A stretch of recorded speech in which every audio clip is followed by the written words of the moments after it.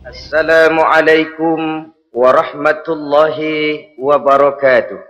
Waalaikumsalam warahmatullahi wabarakatuh. Bismillahirrahmanirrahim. Alhamdulillahi rabbil alamin. Wassalatu wassalamu ala ashrafil anbiya'i wal mursalin, imamil muttaqin, sayyidil ghurril muhajjalin, Sayyidina wa maulana Muhammadin wa ala alihi wa ashabihil mujahidin at-tahirin, amma ba'du. Saudara-saudara kaum muslimin rahimakumullah. Dalam kehidupan ini, pada satu sisi memang kita harus melaksanakan berbagai kegiatan amal ibadah. Tetapi pada sisi lain, kita juga harus menjaga jangan sampai amal ibadah yang sudah kita kerjakan itu dihancurkan oleh sikap kita sendiri. Bahwa kita sudah sholat, alhamdulillah. Bahwa kita sudah zakat dan memberikan sedekah, syukur. Bahwa kita sudah melaksanakan ibadah haji, thayyib. Apakah dengan demikian amal kita sudah menjadi banyak? Nanti dulu. Jangan berbangga hati dan puas diri.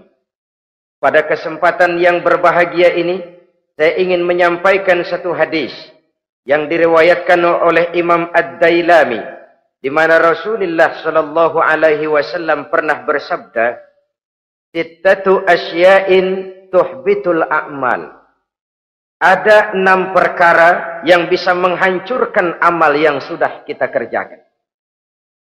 Salat yang sudah kita kerjakan itu, zakat yang sudah kita bayarkan itu, haji yang sudah kita tunaikan itu, bisa dihancurkan oleh 6 perkara ini. Nanti di akhirat, pada saat setiap orang menunggu pahala dari ganjaran amal yang ia kerjakan di dunia ini, kita menanti dan menanti, ya Rabb, mana amal kebaikan saya? Mana pahala kebajikan yang saya lakukan? Hasilnya tidak ada. Amal yang kita kerjakan dihancurkan oleh sifat-sifat yang akan kita kemukakan pada pertemuan kali ini. Yang pertama yang bisa menghancurkan amal adalah al-istighalu bi'uyubil khalqi. Orang yang terlalu sibuk mencari-cari aib dan kekurangan pada diri orang lain. Habis waktunya hanya untuk mengorek-ngorek celah orang, sementara ia lupa pada aib dan celak dirinya sendiri. Sifat seperti ini menghancurkan amal yang sudah kita kerjakan. Sedangkan baginda Nabi mengajarkan, tuba liman syaghalahu aibuhu an uyubin nas. Beruntunglah orang yang kekurangan pada dirinya menyebabkan dia sibuk sampai ia tidak sempat mencari-cari aib dan kekurangan pada diri orang lain. Saudara-saudara kaum muslimin rahimakumullah. Sibuk mencari aib orang tentu bukan dengan tujuan positif. Latar belakangnya kadang-kadang karena jealous, karena hasud, kecemburuan sosial. Sore, pagi, siang, malam kita korek-korek kesalahan orang dengan target hancur martabatnya, jatuh kehormatan dirinya, hilang nama baiknya, dilupakan dan terisolir dari tengah-tengah masyarakat. Perbuatan yang demikian sungguh terlalu amat sangat kejam. Salat kita, puasa kita, haji kita bisa dihancurkan jikalau kita terlalu sibuk mencari-cari aib orang lain. Muslim dengan muslim itu bersaudara. Kalau kita menganggap muslim yang lain adalah saudara kita, maka aibnya adalah aib kita. Kekurangannya juga adalah kekurangan kita. Pada saat kita melihat pada dirinya terdapat kekurangan, tugas kitalah menutupi. Ini yang dijamin oleh Nabi, man satara musliman satarahullahu fid dunya wal akhirah. Siapa yang menutupi aib dan celah orang-orang beriman, Allah akan menutupi aib dan celaknya di hari akhirat nanti. Zaman sekarang, zaman gosip. Zaman sekarang, zaman isu. Sehingga hal yang 1 meter pun dapat jadi 5 meter. Yang 5 meter dapat saja menjadi 10 meter. Kita sibuk membumbui hal-hal yang kita tidak tahu duduk perkara yang sebenarnya. Bahkan lebih celaka, kadang-kadang kita malah sok tahu. Memberikan vonis dari sudut pandang kita sendiri. Adalah tidak bijaksana jika kita mengukur baju orang lain dengan badan sendiri. Baju orang lain kita ukur pakai badan kita. Tentu saja enggak pas. Begitulah. Terlalu sibuk mencari-cari aib orang lain, menghancurkan amal ibadah yang sudah kita kerjakan. Na'udzubillah, summa na'udzubillah. Kadang-kadang hadir majelis taklim di pengajian, ngaji setengah jam, ngomongin orang 2 jam setengah. Tekor, defisit, belum bergeser dari majelis taklim. Ini kan penyakit rohani, di mana kedudukan kita antara sesama muslim bagaikan satu tubuh. Kalau yang satu sakit, yang lain ikut merasakan sakit. Yang satu terhina, yang lain ikut merasakan terhina. Jadi pada saat kita melihat aib orang lain, kita ceritakan di mana-mana, kita bongkar di mana-mana, tentu satu hal yang jelas, kita tidak senang kepada orang itu. Kita tidak senang kepada orang itu. Dan kalau sudah tidak senang, maka fungsi persaudaraan bisa berubah menjadi permusuhan. Oleh sebab itu, kalau ada 2 orang berselisih, boleh kita bohong untuk mendamaikan 2 orang tadi. Misalnya si A sama si B berantem nih, jengkel, marah-marahan. Saudara datang ke rumah si A. A, saya dengar kamu lagi marahan sama B. Iya itu si B, kurang ajar. Bangsat, bajingan, tengik. Pokoknya kalau ketemu, awas. Ah, saya kira sih nggak begitu. Ah, tadi saya ketemu B, dia bilang malah kangen sama sampean. Dia pengen ketemu. Ingat masa lalu zaman sebantal berdua, sebatang rokok berdua. Dia kangen pengen ketemu. Padahal si B nggak ngomong apa-apa sama saya. Saya olah sedemikian rupa sampai si A tenang. A tenang, saya datang ke rumah B. B, katanya kamu lagi marahan sama si A. Iya tuh A, unyuk monyet. Udahlah, pokoknya kalau ketemu dia saya hantam habis. Ah, barusan saya ketemu si A, dia bilang pengen ketemu ente. Pengen ngobrol kayak dulu, mengembalikan keharmonisan yang hilang, mengembalikan kehangatan persaudaraan yang lenyap. Si A tenang, si B adem. Kenapa? Karena bohong saya. Kesana saya ademin, kesini saya ademin. Jenis bohong seperti ini berpahala. Kenapa? Tujuannya mendamaikan orang yang sedang berselisih. Tapi kan orang bermental seperti ini jarang. Yang banyak kan tukang kompor sekarang. Kalau angetin sini, angetin, murub deh. Datang sama A, lu marahan sama B. Iya, gue kesel banget sama B. Emang? Wow. Diemang-emangin. Oh, udah dah, pokoknya gue mah kalau jadi elo takut sama si B, gue buka celana, gue pakai rok deh. Si A panas. A panas, datang ke rumah B. Komporin lagi. Dua-duanya panas, koslet, terjadi perkelahian. Biang iblisnya tukang kompornya. Sampai untuk mendamaikan 2 orang yang berselisih, diizinkan berdusta. Kenapa? Prinsip Islam itu islah. Mencari jalan damai, bukan mengeruhkan suasana. Inilah realitas di tengah-tengah masyarakat.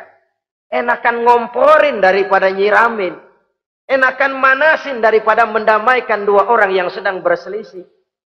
Apalagi kalau kita punya kepentingan. Main nimbrung aja kayak toge. Kagak ngerti urusan. Nyampur aja nyampur. Toge kan begitu toge. Ada laksa nimbrung, ada gado-gado ngikut, ada kredok masuk. Kagak ngerti juntrungan masalah. Main nyampur aja nyampur. Ini kan tidak objektif namanya. Nah, mental seperti ini. Wah, sholatnya khusyuk, zakat bayar, sedekah iya. Tapi kalau suka cari-cari aib orang, jembreng kesalahan orang di mana-mana, sholatnya, puasanya, hajinya bisa dihancurkan oleh mental yang seperti ini. Jangan bangga-bangga, sholat saya sudah banyak, puasa saya hebat, mantap, haji saya tiap tahun mondar-mandir ke Mekah. Tapi kalau mental seperti ini masih ada, waspadalah. Amal yang kita kerjakan bisa hancur oleh mental, sikap mental kita sendiri. Ini yang pertama. Yang bisa menghancurkan amal terlalu sibuk mencari-cari aib orang lain. Satu. Yang kedua, saudara-saudara, wa qaswatul qalbi. Orang yang hatinya keras, tidak mempan diberikan nasihat. Baik nasihat yang datang dari luar dirinya, ataupun nasihat yang datang dari dalam dirinya. Hatinya keras. Dikasih muka tembok, kulit badak, kuping kebo. Makhluk apa namanya itu? Wallahu a'lam. Rai gedek. Pantas ya kalau kita lihat sejarah, Islam itu turun di semenanjung Arabia. Sebagai test case. Masyarakat Arab 14 abad yang lalu dikenal keras, kasar, brutal, primitif. Dari berbagai aspek kehidupan. Standar, kalau di tengah masyarakat yang begitu keras Islam berhasil, masyarakat lain lebih mudah masuk. Rasulullah diutus di Cianjur, lalu dakwahnya sukses, saya nggak kagum. Paling-paling datang Nabi ke Cianjur disambut dengan ramah. Enggak, Rasul. Ayo nama kumaha Rasul wae, ayo nama itu. Pasti aman, damai, tidak ada cerita perang. Tapi Masya Allah, turun di tengah satu struktur sosial yang keras, kasar, primitif. Menghadapi orang yang hatinya keras seperti ini. Apa prinsip kebijaksanaan yang dilaksanakan oleh Rasul dalam menerapkan syariat Islam? Pertama, at-tadrij fit tasyri'. Dalam melaksanakan syariat, prosesnya melalui tahapan. Contoh. Jahiliyah dulu itu paling senang sama mabuk. Geng. Binteler. Oh, jahiliyah itu kalau sudah mabuk, nggak cuma minum, mandi pakai arak. Subhanallah. Mandi pakai arak. Menghadapi masyarakat yang seperti ini, apa strategi syariat Islam? Mula-mula ayat yang turun. Yas'alunaka 'anil khamri wal maisir qul fihima ismun kabirun wa manafi'un linnas. Mereka bertanya kepadamu hai Muhammad tentang arak. Katakan, arak itu ada manfaatnya tapi juga ada bahayanya. Bahayanya lebih besar daripada manfaatnya. Tidak diharamkan dulu, tidak. Cuman dikasih sen. Teler emang enak. Melayang ke langit. Cuman ada bahayanya. Bahayanya lebih besar daripada manfaatnya. Dikasih gambaran, dikasih sen. Tidak diharamkan mutlak dulu, tidak. Bertahap dikit dulu. Nih. Urusannya begini nih. Ada manfaatnya, tapi ada bahayanya. Bahayanya lebih besar daripada manfaatnya. Jak rasio berpikir. Setelah tahu bahayanya lebih besar, kan dikit-dikit mulain jauh. Mulain ngurangin, jaga jarak. Setelah ada jarak, turun peringatan kedua. La taqrabus salata wa antum sukara. Jangan dekati sholat kalau kamu lagi mabuk. Sholat sehari semalam 5 kali. Berarti 5 kali mereka harus jaga diri. Jangan sampai mabuk. Makin jauh. Setelah jauh sekali, kira-kira tidak goyah. Turun vonis. Innamal khamru wal maisir wal ansabu wal azlamu rijsun min amali syaitan fajtanibu la'allakum tuflihun. Arak itu najis, kotor, perbuatan setan. Jauhi, pasti kamu akan beruntung. Baru timbul hukum haramnya. Orang udah nggak kaget. Kenapa? Pagi-pagi udah dikasih sen. Bahayanya lebih besar. Kalau sholat jangan, kalau mabuk jangan mendekati sholat. Makin jauh. Ini tahapan. Sama juga kita kan. Begitu jebrol lahirnya cuman susu ibu. Gedean dikit sang Ambon. Kan gitu. Gedean dikit pisang ulek. Gedean dikit nasi. Udah gede bener jengkol jijelin. Proses. Coba bayi begitu lahir kasih pisang batu, tenggeng. Gak kuat. menerima, belum waktunya. Ini proses yang dilaksanakan oleh strategi syariat Islam untuk mengobati penyakit qaswatul qalbi ini. Keras hati. Syariatnya bertahap.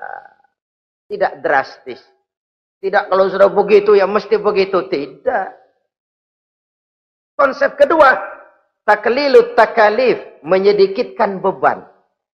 Coba kita lihat, seluruh konsep agama, kalau kemampuan melaksanakan perintah berkurang, stressing perintahnya ikut turun. Angkat tuh beras 100 kilo. Nggak kuat pak, 30 kilo dulu deh. Ntar balik lagi, lama-lama juga habis. Ini konsep untuk mengobati qaswatul qalbi, bertahap. Semua perintah agama itu begitu. La yukallifullahu nafsan illa wus'aha. Allah tidak memberikan beban kecuali sesuai dengan kemampuan yang dimiliki oleh seseorang. Kalau kemampuan melaksanakan perintah berkurang, stres perintahnya juga ikut menurun.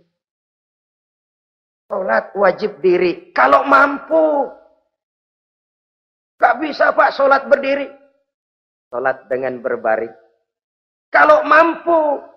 Berbaring gak bisa pak. Pinggang kurap. Sholat pakai isyarat. Kalau mampu pakai isyarat tidak bisa. Dalam hati setiap kemampuan melaksanakan perintah berkurang, stres perintahnya juga menurun. Taklilut takalif ini juga salah satu strategi mengantisipasi kerasnya hati. Nah. Konsep yang ketiga dari syariat, al-musawat bainan nas fi takalifil ahkam. Persamaan terhadap manusia di dalam berhadapan dengan hukum Allah. Kadang orang yang hatinya keras itu, logikanya jalan, ngukur suasana. Gimana sih lu? Menggerib kagak mau ke masjid? No, yang Pak Haji masih di perapatan. Yang Pak Haji disebut. Itu kan cenderung orang begitu. Kalau dia nyolong ayam, dia tunjuk orang yang nyolong kambing. Ini apologi namanya. Kenapa lo nyolong ayam? No, yang maling kambing urusin, gedean. Apologi. Lah kapan mau beres kalau begitu? Tidak introspeksi, tidak self correction. Itu apologi. Untuk menutupi kelemahan diri, menunjuk kesalahan orang lain yang lebih besar. Itu kan nggak jantan namanya. Apologi. Tidak ada sifat untuk memperbaiki diri sendiri. Karena kecenderungan ini ada, Islam menutupi itu. Dengan apa? Semua manusia sama dalam berhadapan dengan hukum Allah. Gak ada iri hati dalam hukum Islam ini. Sholat wajib. Wajib. Bagi siapa? Yang sudah balik dan mampu. Terhadap semua strata. Jenderal wajib, kopral wajib. Apalagi hansip. Tidak ada fasilitas. Wah kamu jenderal nggak apa-apa dah. Sembahyang setahun 2 kali. Idul Fitri aja sama Idul Adha. Enggak tuh. Semua manusia sama dalam berhadapan dengan hukum Allah. Itu yang Nabi ingatkan. Orang-orang sebelum kamu dahulu hancur. Umat-umat sebelum ini rusak binasa. Kenapa? Karena mereka, kalau orang kecil berbuat salah, hukum cepat-cepat ditegakkan. Tapi kalau yang besar berbuat salah, mereka diam pura-pura tidak tahu. Jadi apa ini? Yang namanya mafia peradilan, bukan cuma zaman ayeuna. Sejak zaman sebelum Islam, Nabi sudah mengingatkan. Mereka dahulu hancur. Kenapa? Kalau orang kecil berbuat salah, hukum buru-buru ditegakkan. Rame-rame dikeroyokin. Giliran yang gede berbuat salah, diam pura-pura nggak tahu. Hukum pakai pandang bulu. Saudara-saudara kaum muslimin, rahimakumullah. Oleh karena itu, orang yang keras hati, itu bisa merusak amalnya sendiri. Nggak mempan nasihat, rai gedek, muka-muka cuek. Baik nasihat yang dari luar, maupun nasihat yang dari dalam, nggak mempan. Kan dalam hidup ini ada nasihat dari luar, dari orang lain. Bisa dari fenomena kehidupan. Ini juga nasihat. Oh, dia itu kaya, tapi pelit. Hatinya begitu ya. Katanya menteleng. Itu kan nasihat. Itu kan nasihat.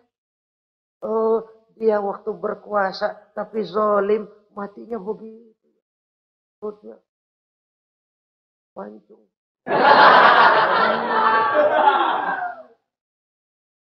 Fenomena kehidupan yang kita lihat, yang kita dengar, yang kita saksikan, itu semuanya bisa nasihat.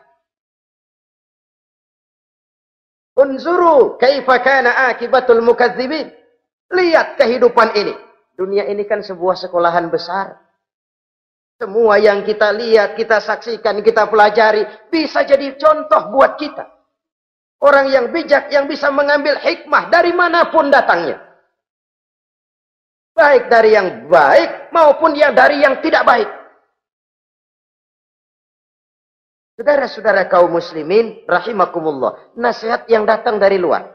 Dari orang atau dari fenomena kehidupan. Atau nasihat yang tumbuh dari dalam diri sendiri. Perubahan organisme tubuh. Itu kan nasihat. Ya Allah. Sekarang cantik jelita. Iya, sedang sweet 17-an. Rambutnya hitam, ikal berderai. Iya, semua memuja, memuji. Alisnya katanya laksana semut beriring. Dagunya bak pauh dilayang. Kalau dia senyum, semua orang terpesona. Sekarang 50 tahun yang akan datang, coba senyum, kabur orang. Fenomena kehidupan. Apa yang tidak berakhir? Kenapa harus keras hati? Kita kata kita berkuasa, berapa hari kita punya jabatan? Kita kata kita kaya, berapa banyak harta kita? Kita kata kita alim, kita tahu. Apa yang kita tahu dari semesta jagat raya ini? Lalu apa yang tidak berakhir? Korun yang katanya kaya, mati itu. Fir'aun yang katanya gagah, mati. Napoleon Bonaparte, the Lion of Europe, singa daratan Eropa, mati. Saking matinya, mati.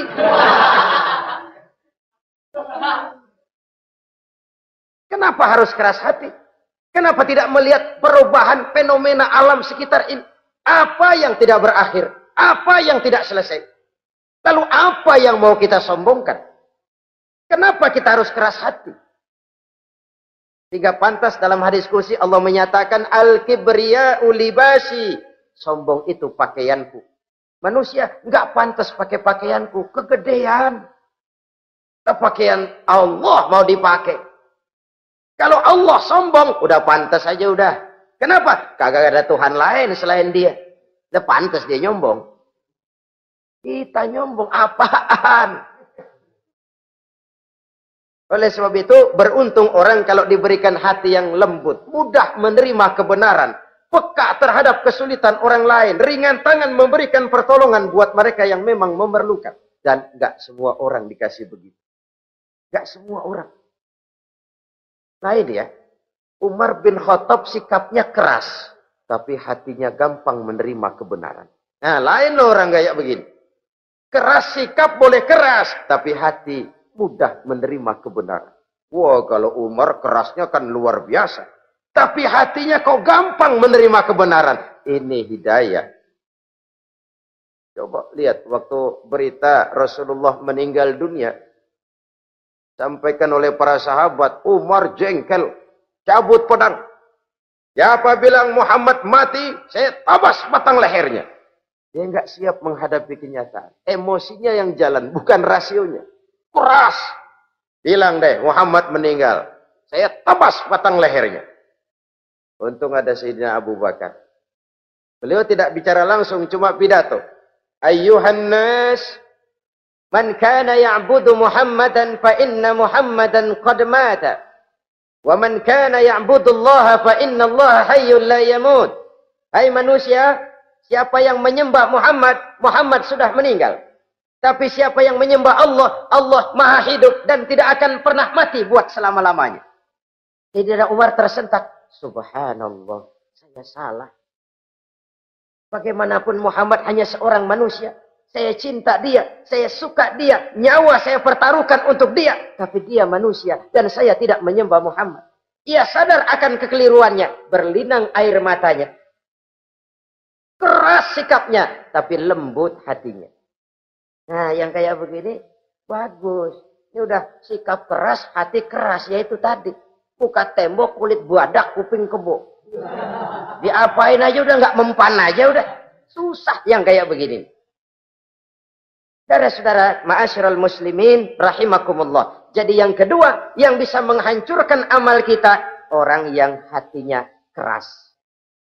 Wah. Yang ketiga sekarang, yang bisa menghancurkan amal kita itu wa hubbud dunya. Orang yang terlalu cinta kepada dunia. Nih, pakai kalimat terlalu ya. Kalau sekadar cinta kepada dunia, why not? Kita cinta anak dan istri, wajar. Kita cinta harta benda, tentu. Kita cinta sanak famili dan seluruh handai tolan, memang. Kita juga cinta kepada bangsa dan tanah air. Itu bagian dari iman, persilahkan.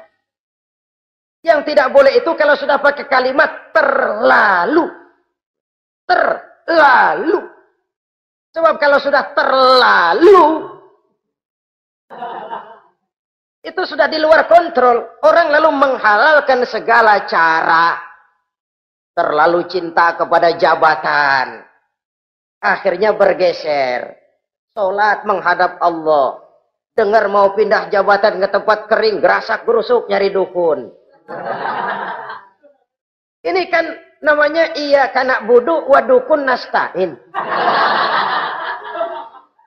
Nggak bisa wong itu satu paket. Kalau iya kanak budu wa iya kanasta'in. Kalau hanya kepadamu ya Allah kami menyembah, hanya kepadamu kami minta tolong. Ini paket, jangan dipisah-pisah. Menyembahnya kepada Allah, minta tolongnya kepada yang lain. Sinkret, bercampur. Iya, kalau es campur enak. Tapi kalau agama dicampur dengan yang lain, nggak enak rasanya. Sama juga begini, ada gelas ya. Kalau sepenuhnya diisi bensin, itu ketahuan, bisa diminum motor. Kalau sepenuhnya diisi air putih, jelas bisa diminum orang. Tapi begitu separuh diisi bensin, separuh diisi air putih, kacau dah. Motor minum, mogok. Orang minum, mabok. Dijual juga nggak laku. Kenapa? Sinkret. Maka Allah pesan, wala talbisul haqqa bil batil. Jangan kau campur aduk yang hak dengan yang batil. Sekianlah jumpa kita kali ini. Insya Allah kita lanjutkan di lain kesempatan. Terima kasih atas segala perhatian. Mohon maaf atas segala kekurangan. Usikum wa nafsi bitaqwallah. Wassalamualaikum warahmatullahi wabarakatuh.